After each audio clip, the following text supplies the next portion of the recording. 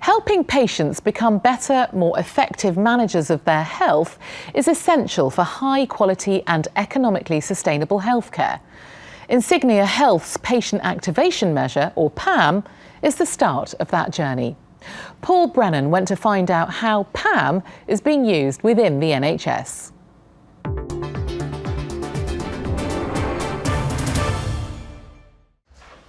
Hi. Hello, Doctor. Come on in, Mary. Thank you. A visit to the doctor is not something any of us looks forward to, but having more control over managing our own health is something we can get involved in. PAM is used by more than 60 UK CCGs, as well as many hospitals and community teams. PAM stands for Patient Activation Measure, and it's a questionnaire that we give people to help us try and understand how skillful, knowledgeable and confident people are in managing and looking after their own health.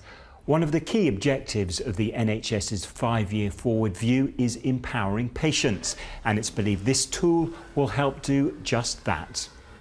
The form, created by Insignia Health, is a list of simple questions with agreement options selected by the patient, most of whom have long-term conditions. As well as giving the patient more control, it offers additional data concerning the individual's well-being, knowledge of their own health, and which clinician suits them best.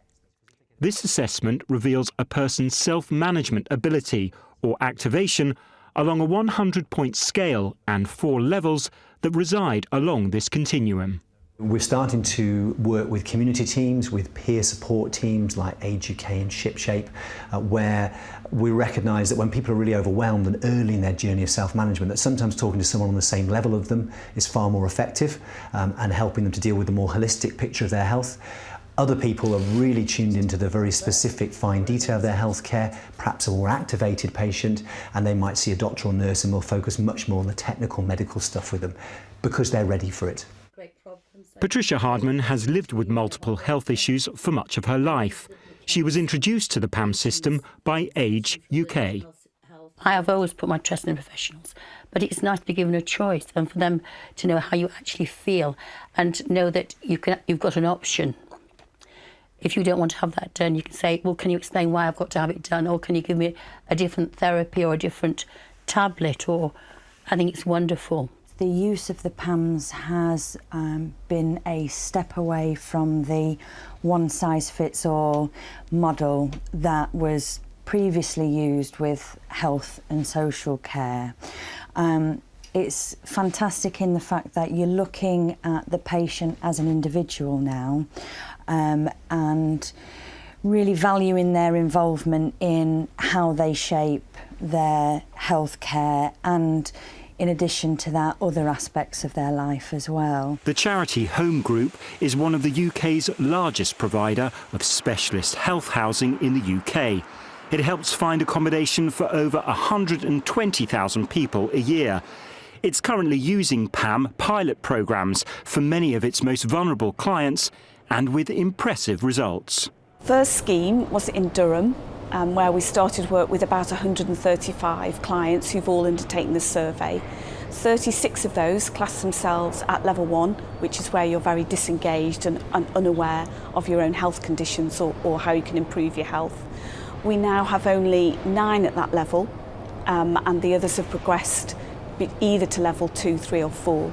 And of the overall cohort, we have 49 of those now at level 4. And level 4 is really engaged with your health, really aware of how to manage your conditions and enjoying life, to be honest.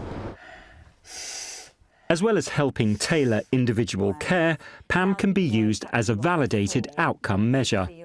Well, what I've recognised in my practice here with my nurses and with myself is that when we tune into trying to coach people to improve their activation, it definitely improves their outcomes. It improves the way they interact with us.